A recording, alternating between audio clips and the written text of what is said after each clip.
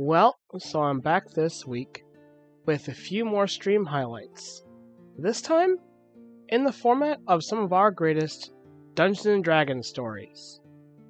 So, if you'd like to see more stories like this, check us out at twitch.tv/Tales of Atonement.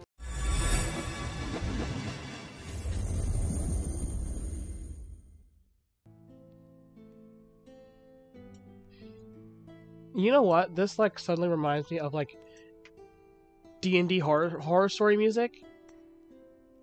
Like you see on Crit Crab or Den of the Drake or something like that. Yeah, I can hear it. I was listening a minute ago. I can hear it. So I'm gonna do a thing right now. I'm gonna talk about some of the worst D&D experience we've had for a little bit. So we have so many bad ones. Oh please, it's great. So how about the story of the shortest character death that ever happened at the table? It was literally a session 0 character death. So I don't really remember the exact details of the campaign. I know that the encounter started with zombies in a castle or a chapel of some kind in a forest.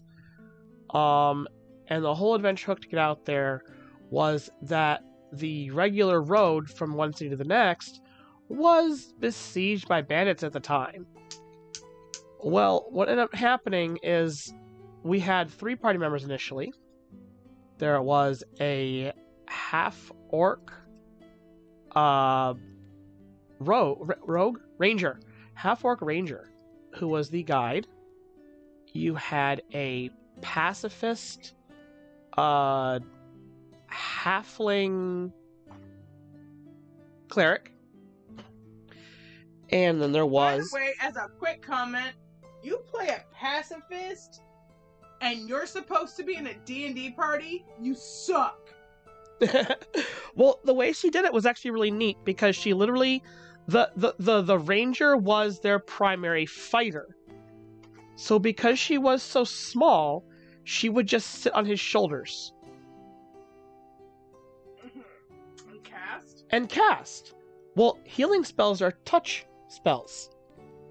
And he could carry her because she was just a halfling. And she had her own armor class. And her own armor. So, he kept her out of harm's way for the most part.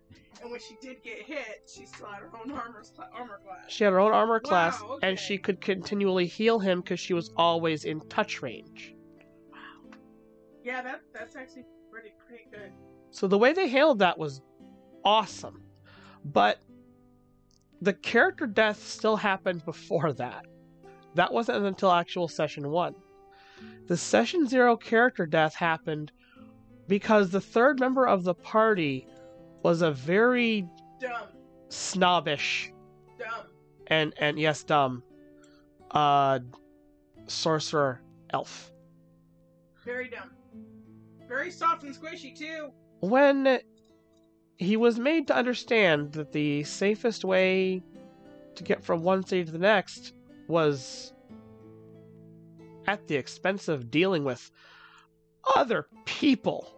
By the way, I want to point out, I know the actual player. When I say dumb, they call it dumb too, so it's okay. They decided it was best to go alone. And without a guide. And while I hate the trope being used, I must say I do appreciate it in the way this player said it.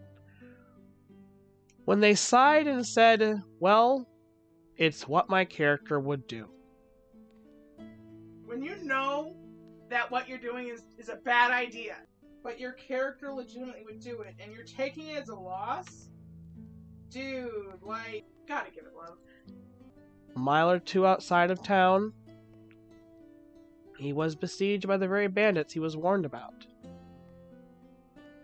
And filled full of arrow holes shortly thereafter. But he wouldn't give up. So, thus ended the tale of elf sorcerer number 1, and thus began the much smarter life of Elf Sorcerer number 2.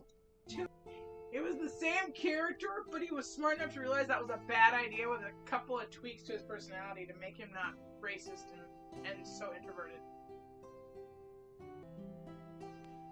You know, I'm thinking about it. That might actually be a pretty good motivation for these streams in the future. That's something I'll definitely have to think about. We have plenty of stories, and it could give us a reason to, you know, play some games in the future.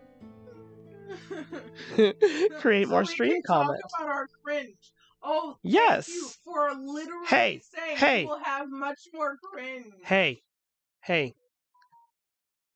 I want you to know something. I want you to really pay attention to what I'm about to tell you. I want you to pay attention to me now. Are you gonna take a potato chip? And eat it! I will bully people into playing games to talk about cringe online. Do you understand how many channels have gotten so popular talking about their cringe online? Do you understand that so many suggesting to create cringe in our playing? Hell no! Oh no, I won't need to create the cringe.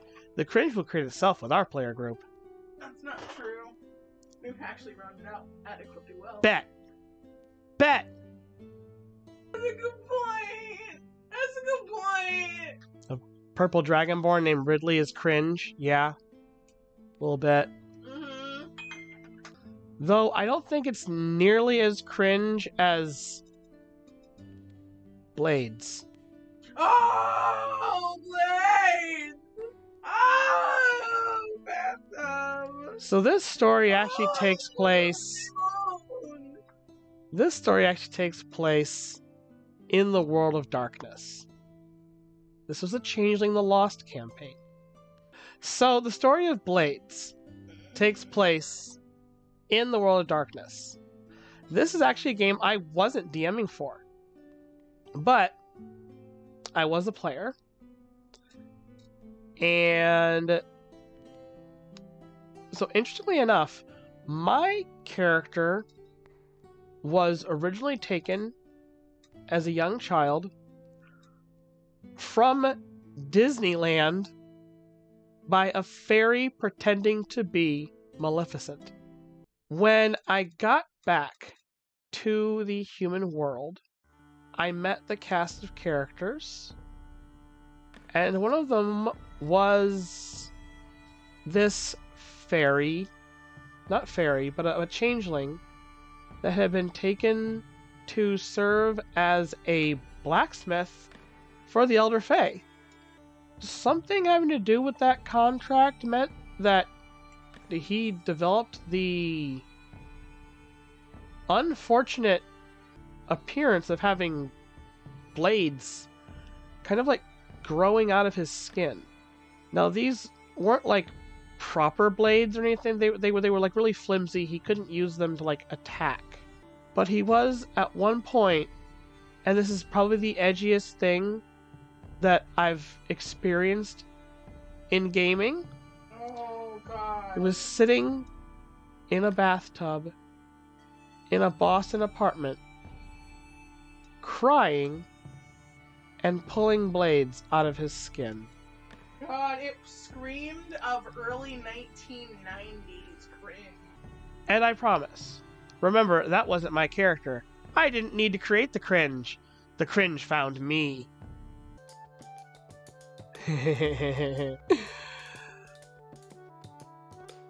So we had a particular character, and this was a game where I DM'd, and she was playing, I believe, a half-elf rogue or something to that effect. She picked the half-elf because it was hot.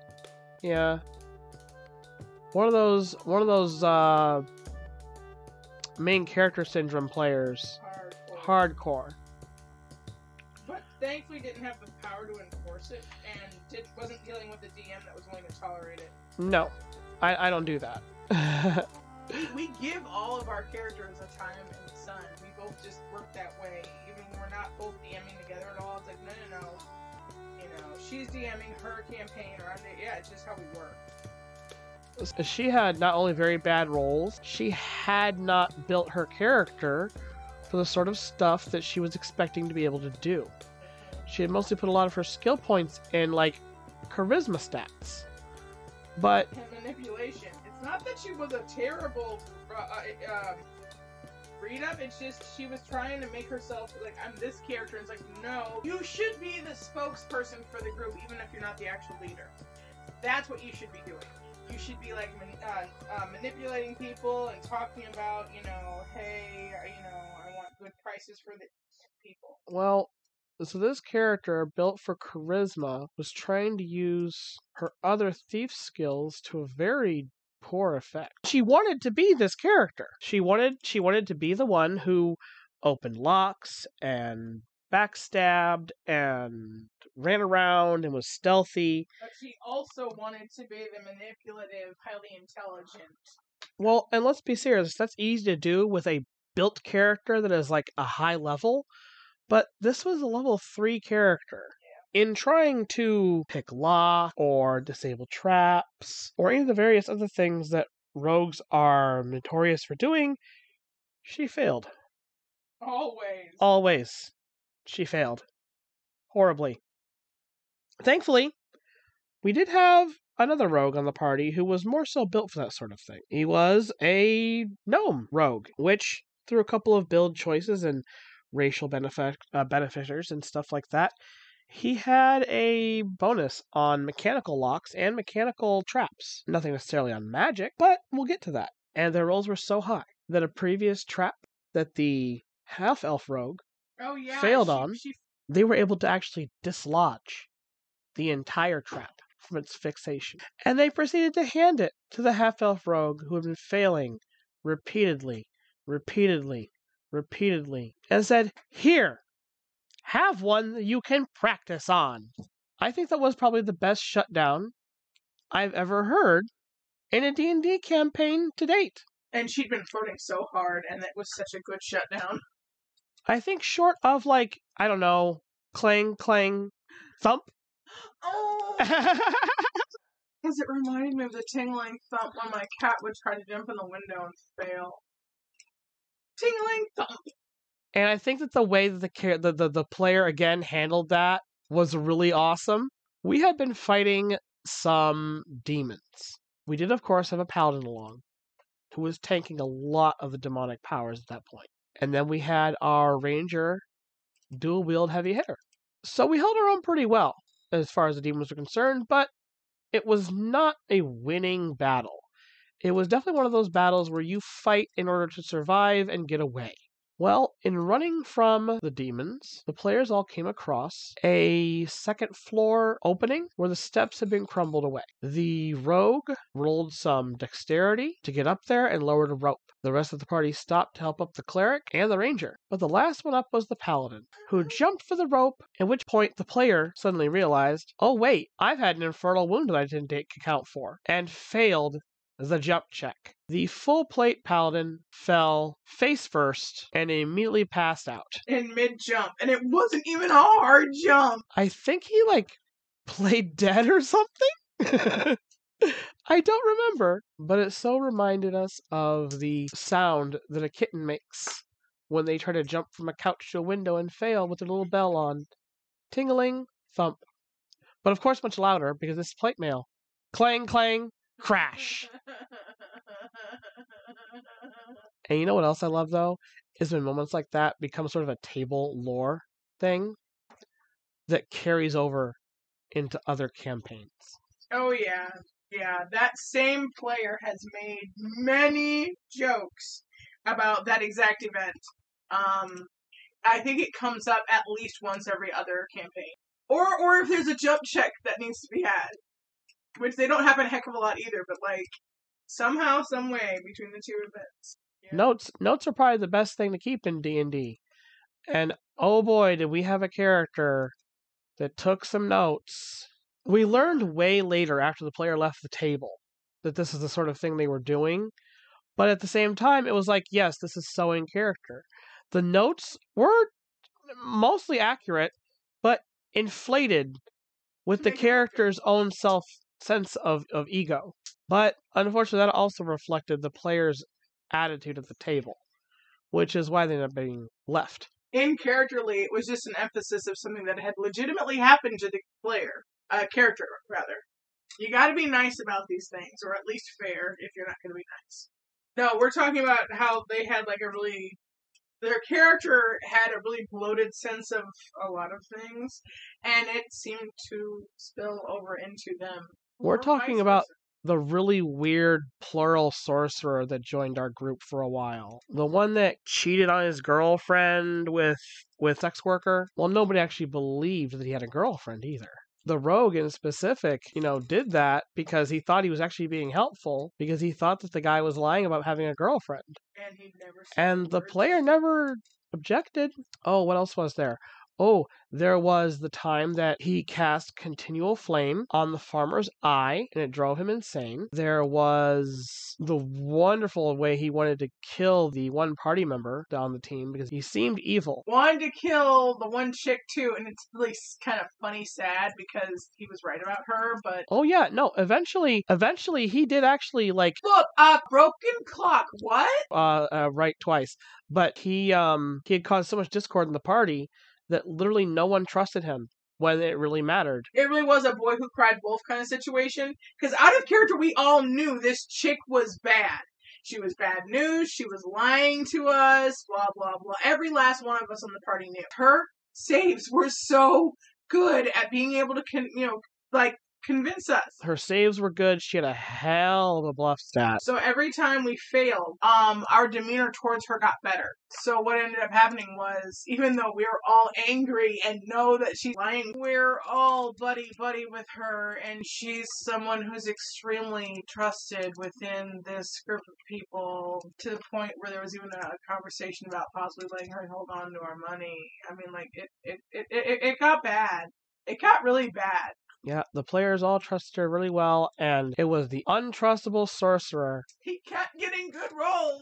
It was the only one who knew otherwise for the longest time. Until she was caught doing something. I don't remember what it was, but it exposed her to the ranger. And the ranger was the one she was most trying to pull. And the problem with that is the fact that the ranger had a suspicious personality in her background. So it made it easy once she found something that she could be like, oh, wait a minute. It was an immediate negative. The character had to pull itself up from there. Once the ranger found out, the jig was basically up. Surprisingly enough, that enemy was able to escape. Everybody's like, oh, wow, stuff and things and what? And this guy, he's just so angry. The warlock guy. He's just like, I kept telling you SOBs. I kept telling you didn't listen, you stupid blah, blah, blah. Yeah, I remember he was extremely aggro about that whole situation. We all thought it was for hilarious. No reason. They were totally taken in, 100%. Yeah, I remember they stayed around for like the entire campaign, but were gone around the time of like the epilogue era of the campaign. Yeah. So their character was just gone. I think there's a term for the person in the gaming community that is, and it's that guy. Yeah, if you've never dealt with that guy kind of situation, man, more power to you, because you are one lucky son. Oh yeah, and that guys are usually murder hobos too. And most of his RP centered around being the best, being a bad A, being annoying, or being violent. That's classic murder hobo. That's murder hobo RP for you in like 3 seconds heartbeat. What? Yep. That's what I said. 3 seconds heartbeat. Well, that was it this week for our Dungeons & Dragons stories. Would you like to know more? Like, subscribe, and ring my bell for more content like this and my regular art projects. I'll be back with one of those next week. Oh, but before I head out, I also want to let you guys know something really important. The comic version of the second episode Catch and Kiss has actually been completed. We're super excited for you guys to see it. For now, if you'd like to see more of our content like that, the first comic, The Day We Met, is currently available to patrons on our $10 subscription tier. So head over to patreon.com/Tales of Atonement for that. These links will all be provided for you in the description of the video. So for now, a big thank you to my patrons in our Keeper tier, Lunder Lumen. In our non-combatant tier, Jace Moreland, Arya Gamari, and Charles Tam. And in our Observer tier, Shadowfox. Thank you everyone, and I'll see you next week. Another artist shout out this week to Dimas Yuli on Fiverr for providing the art we colored in the stream. Thanks again, and we'll see you next week.